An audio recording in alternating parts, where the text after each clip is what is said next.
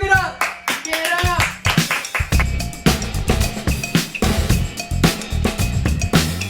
Here we go. I'm Sam, and this is Carly. And this is iCarly. And I'm Freddie. She's Freddie. Okay. I'm Marita. I'm Julie. And this is Yass, Chef. It's week 6, and we're finally getting the hang of things. Maybe a little bit. Humble beginnings. Humble beginnings still. We're still in our beginning phase. It's Yeah. okay. So this is episode 6. Sarah's. I got you with the titles. Don't even worry about it. We're starting off with the love of my life, the Punisher, Jon Bernthal, Mikey. Okay, this is going to be so controversial, especially because we have an entire podcast, so you think I would know. Is he from something? Like, do you know him from something? Jon Bernthal? Yeah. Yeah. Oh, No, it's Is okay. he from a Marvel? Yeah. Oh, He plays the Punisher. I is he love from the a Punisher. Marvel? He's from a Marvel. He's from a Yeah. Marvel. I don't know. I've never even heard of that. He's not like an Iron Man or a... No. It's like a little. It's like on. It's a little one. Oh, a little guy. It's the Punisher. It's the one with the skulls and stuff. Oh, scary. That's a Marvel? Yeah.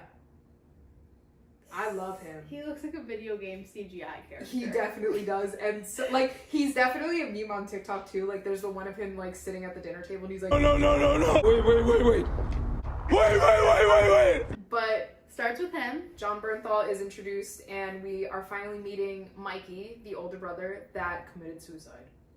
That is his character. That is his character. And he's doing, my first line is, my brand. Storytelling while making food. Yes. I want to do what Mikey does, except not die. But him just like sitting around and telling a really good story and making food is exactly my favorite thing in life. And that's what I want to do. Actually, for the rest of my life. You okay? Special guest, Emily. Emily's here. If you hear squeaky floors, it is my beautiful girlfriend. Oh, it's Freddie. Because we established that this is actually iCarly, not Yes. a podcast. Yes. Julie, Sam, I'm Carly. Naturally, Emily's Freddie. Yes. So Creddy stand. she turned on the camera for us. She said it 5, 4, 3, 2 and started it. But yeah, so it's starting with the really funny story with also I feel like in the story like the big climax is that they meet the comedian Bill Murray. Oh yeah, Which is also like Bill Murray's also like that is someone you would find in Chicago. Yes. Niche. But it's like it's so weird because obviously like in all the episodes up to now we see a lot of the atmosphere and stuff in the beef, and like you can feel the energy in the room, but it's such a shift when you're in the kitchen and Mikey's cooking and they're all around. It's like low-key there's like a tenseness against Richie always, but it's like when we're in the kitchen and Mikey's telling the story, everybody's like chill and good and positive, and he's just telling a funny story and everything. Like, yeah. Oh, You can and feel the then energy. you can tell that when Richie's on the date, retelling the date, the same story, you can see how happy cousin was when he was like alive, and then he's like trying to explain the story, and this girl's like, you were at a bar until 4, like, I don't know, it's like, really she doesn't judges give a him. shit. Yeah. But like, I don't know, I feel like I'm always devil advocate in the show. If I was on a date with someone and they said that they were out till 4 in the morning, I'd also be like, Oh. Yeah. yeah, okay, Yeah. yeah, so, but we know him, we know how he grows. Mm-hmm. He will grow. He will be good. But it was just sad because you could see how much he doesn't ever say that he misses him. Yeah. But like it shows these memories of him missing him. Like, I'm like, oh. all of them are so like casual about the way they mention Mikey's death and everything. But like, yeah, you can see the care here. For sure. And then it comes to them starting in the beef. We're back at the beef. Yes. And I said that the phrase, well, one, the dish pit being mad for tape being I wrote that down. The dish pit being mad for tape being on a ramekin or deli container is a universal experience. Absolutely. It's something. Why does it happen? Like, does it just happen like all the time? Like, I still get upset about it now. Like we use masking tape on the lids at Tizzy's, and I'm just like, don't put them through the dish. Like, just take them off before you put them through the dish. Because my next favorite line, it just takes 5 seconds. And you know what? Bars! Bars! Every single chef and dish pit person in their life has said, it just takes 5 seconds. Can you just please? When I worked at Redacted, I would always, this one girl's pet peeve was like when you're piping from a piping bag, when you cut off the tip, leaving like the tiny plastic triangle. She was like, as soon as you do that, you have to walk over to the garbage can and throw it out. It just takes 5 seconds. I was like, that's funny. No. Oh my god. On brand. What else? Oh, I wrote shout out Sweet Green because they mentioned Sweet Green because they talk about how they're gentrifying the neighborhood. I love Sweet Green. So you know that my ass is sitting here and I'm just like, yep, I hope they open. I know. I like, and especially the second season, they talk about how COVID just closed everything. Yeah. Like, I like how timely the show is. Absolutely. When they talk about that, because like a lot of places did not survive, and that's just so sad. Mm-hmm. Yeah.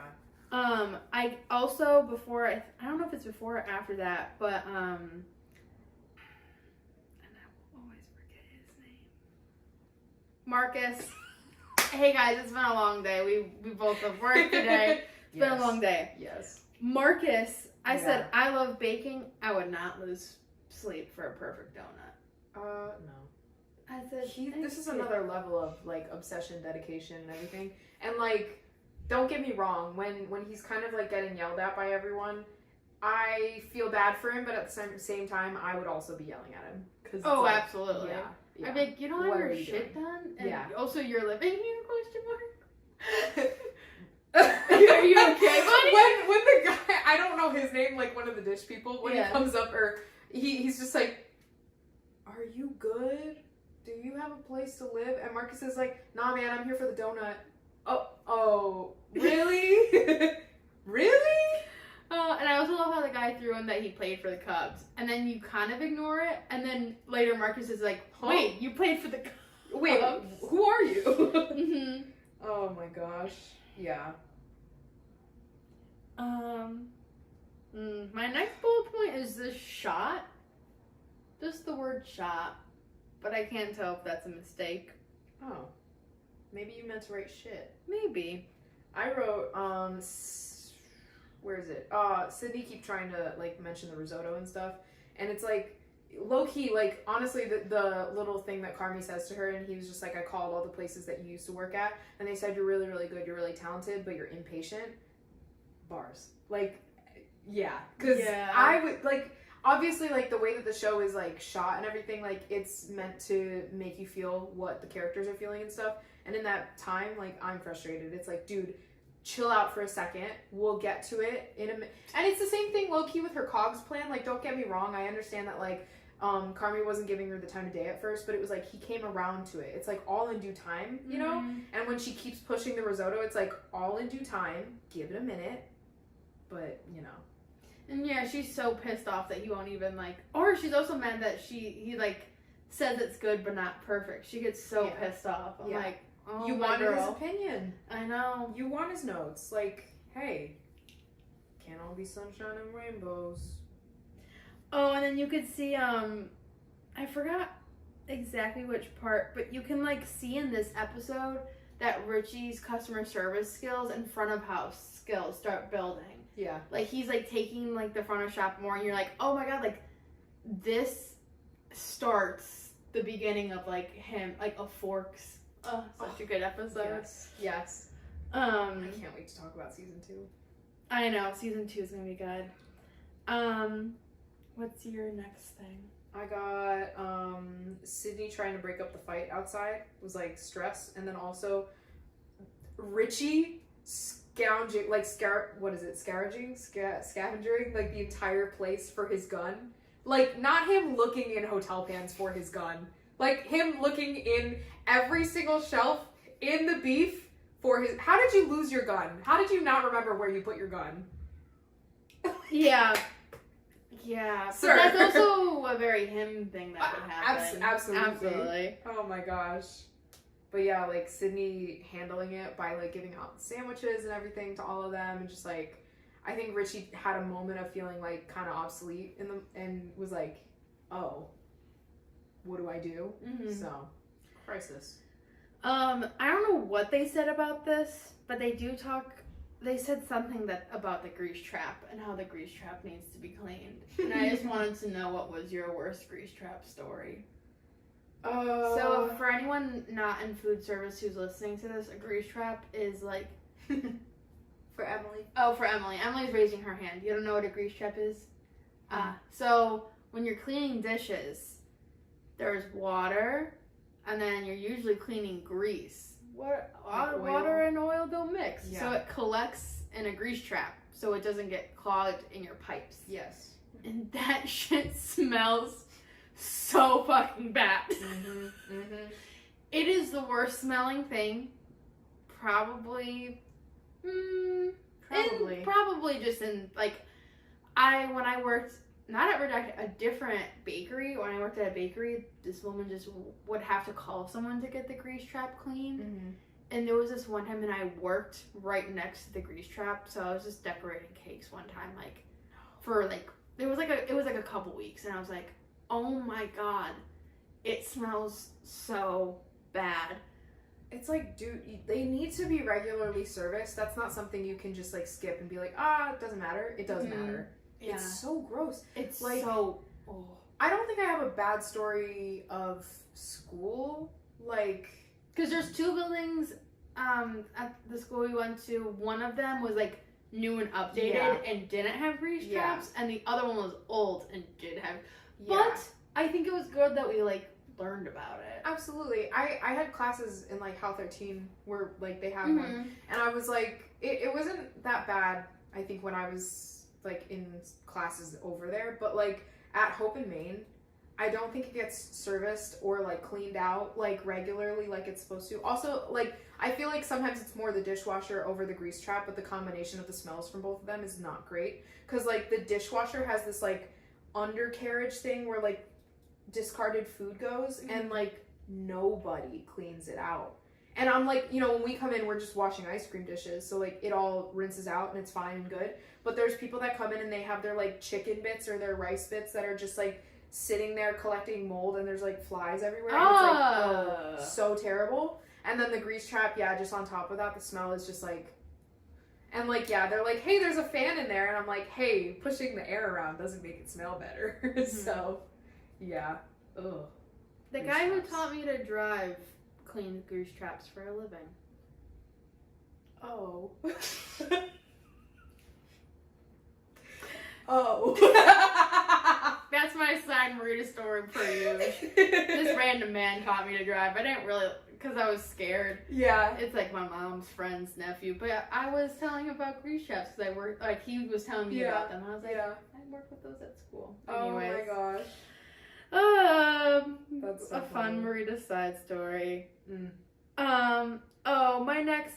So this next thing I have is a little bit. I want to get into it for a second. All right, are you ready? Yeah, I'm ready. So this next note I have is Sydney smiles after he calls her food tremendous, and it's so cute. My next point is, have you seen on TikTok the edits of, like, them two being in love? Because I really hate it.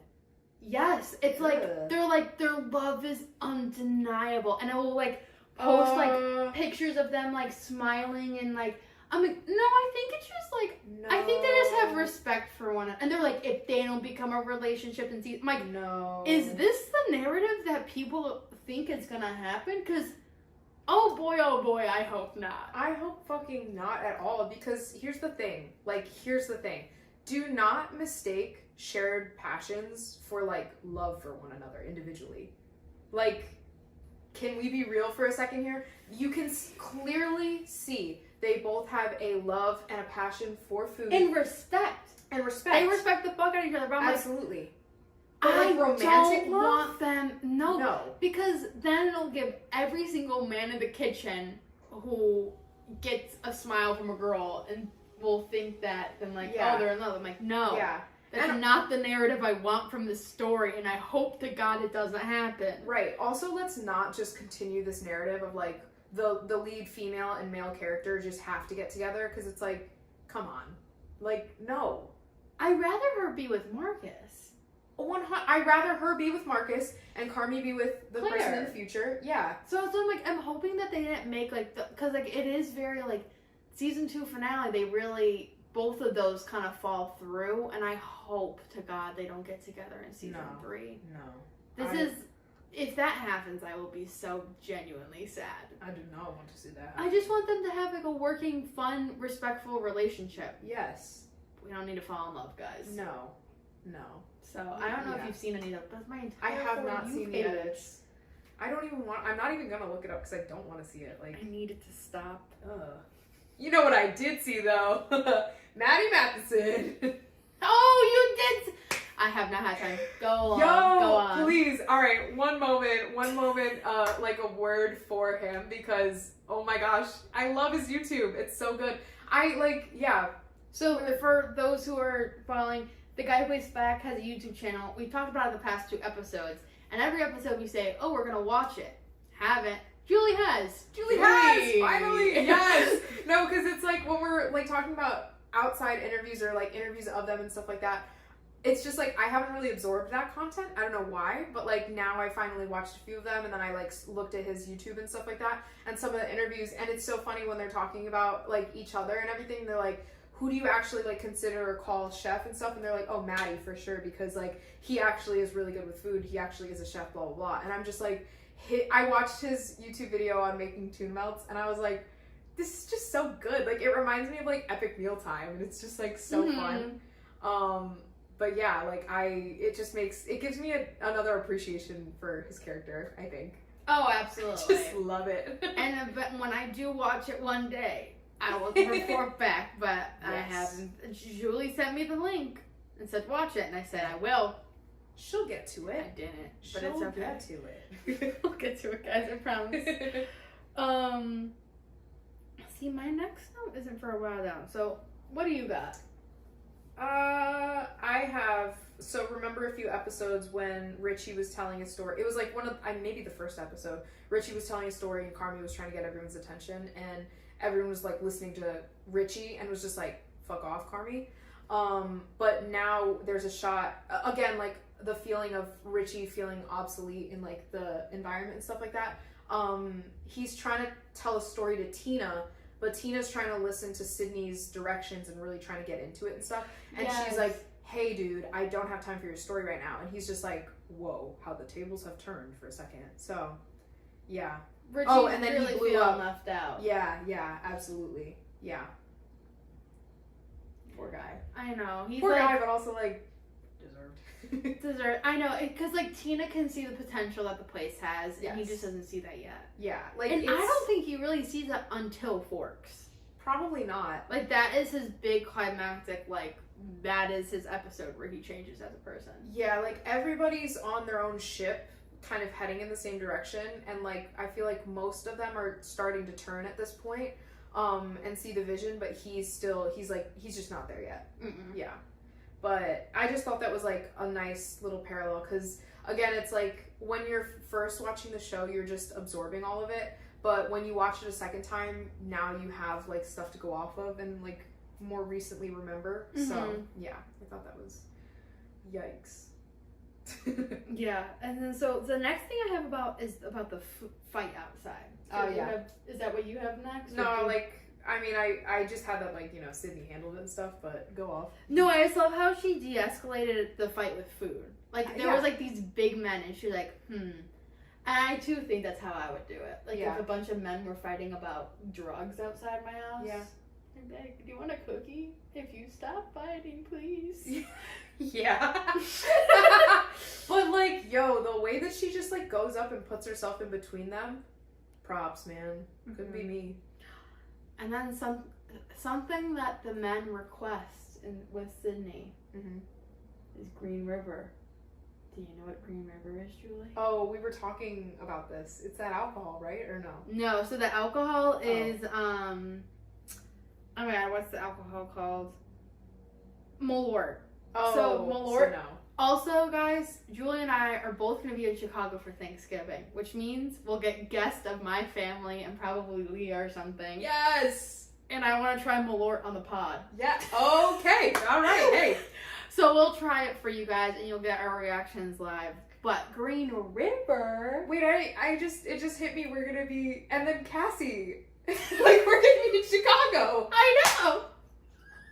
Hey guys, it's just now hitting Julie that we will be in Chicago at the same time. Oh my god! It's gonna be a very god! full circle moment for us. Yes. And then we're gonna do the pod in Chicago. Yes. That'll be like season 2 when we're getting to the good stuff. Yes. So. Yes. Oh my god! All right, continue. And my brother who listens to the podcast will also be there. Steven, who lives in California. Shout out Steven Himachu. Hey, my brother and brother-in-law. Fun times. Appreciate y'all. But yes, so do you know what Green River is? No. So Green River is this soda that is like named after the St. Patrick's Day Diamond River Green. I'm pretty sure. Don't quote me on that. But I know it's like every St. Patrick's Day, everyone in Chicago drinks Green River soda. And I think it's just like, let me check right now. I'm pretty sure it's just Sprite with like green dye in it. Green River soda. I just looked up Green River and it says Gary Leon Ridgway is an American serial killer known as the Green River Killer. Cool. Oh. The more you know. My thing is, it started out as a Prohibition era treat and it stuck around for 100 years because it's a darn good soda. Oh, I have seen this. With lime green color and bright lime citrus flavors. This iconic Midwest soda is sweeping the nation. Let's not give it too much hype, guys. Images, but yeah. I don't know if they have this everywhere. Like, maybe it's a Midwest thing, but have you ever been to a soda shop? Like, I used to work in a 1950s soda shop. Like, I have a memory of, I don't know when, I think it was like after high school or something, like a few of us drove, I want to say an hour or two to like somewhere rural Illinois to a soda shop, and they just had like literally every kind of soda, like weird bacon soda, ranch soda, like every kind of soda. Oh, like yeah. I worked in like a 1950s like ice cream soda shop. Which like how I'm. That's really literally. It's my first job I had. Oh my Cupid's gosh. Candies. And fun fact about them. So Cupid's Candies, Dove Chocolate, and this other guy were all brothers. And then they were like, okay, they didn't want to like continue business together. So then like Cupid Candies branched off and made their own, and then Dove guy did his own. Obviously, the Dove guy knew what he was doing because he turned it into a multi-billion-dollar company. Yeah. Cupid's was just like a local thing, and then I think his other brother like moved to Indiana or something. But the original Dove bars are also Cupid Candies bars. So like we would have like these like chocolate bars that were like the original Dove bars because it's the same formula as the brothers from like back in the day. That's crazy. It was very cool. Wow. It closed down now because of COVID. Yeah. How sad, but Right. Green River, yeah, because they do like Green River floats on St. Patrick's Day. Wow. Again, I feel like all of my Irish culture and drinking culture comes from the one and only Shannon Haggerty. Shout out to my girl listening. Shout out Shannon. I feel like the last time I heard someone talk about Green River was probably Shannon, my Irish Catholic drinking girly. Oh my god. Oh. But yeah, no, when they get in the fight, the guys, they were like, can we have food every week? And if we won't fight, and then the one guy's like, can you throw in a pop? Can you throw in a Green River? I was like, oh, that's something I gotta ask Julie if she knows what that is. Oh my gosh, yeah, I missed that. Wow. Just the little things that I caught, but just the little things. Yeah. And then, I think this note might be where you were talking about Richie and with Tina. When he goes, this place used to be cool, man. He's so upset with how it's gone. I know. He's so sad. I wrote, Richie just wants to be needed. I think more than anything, and like obviously this is the workplace, but it really reflects like his personal life too, because he just wants to be needed. And in like family life, probably by like his ex-wife and daughter, and then also at work, like it just like he's probably in this moment feeling like literally no one needs me right now. What the fuck am I doing? Like, yeah, when he was like, my daughter asked me if my last name was actually Bad News because I'm in her mom's phone as Richie Bad News. I said, oh no, because he only calls with bad news. Yeah. Oh God. poor man. He has such a shift, and I have such hope for him. But yeah, he's we're in rough times right now. Rough time. And I think though this episode might be the start of it, is when he, at the last part of the episode, he looks at his buddy selling drugs in the alley and he calls 911 on them. Yes, I wrote Richie narking. I know. Like, yikes. Talk about, he hates narcs too. Yeah. He like, I think it was last episode that he was establishing. He was like, they were like, hey, don't narc on him. And he was like, come on, you know me. You know me. And then he did it. And then he was the narc. And he was the narc. So that, yeah. Yeah. But now that I said this place is running like a smooth ship now. Yeah. You can really see it coming together. They're starting to take the roles. Yep. They're not, I think Richie's the only one really not on board anymore. Yeah, because again, like, it's like, like, Sydney has put a place for everyone. Like, even the dishwashers have their role and stuff. But it's like, even though Richie technically, I feel like, is in charge of a lot of front of house stuff, like, she doesn't really give him the title or, like, the thing, you know? So he's just kind of, like, floating, like, but, like, the system is running kind of without him. So, yeah. Yeah. Okay. Sounds good. I think that's all I have for episode 6. Wow. Episode 6, Sarah's.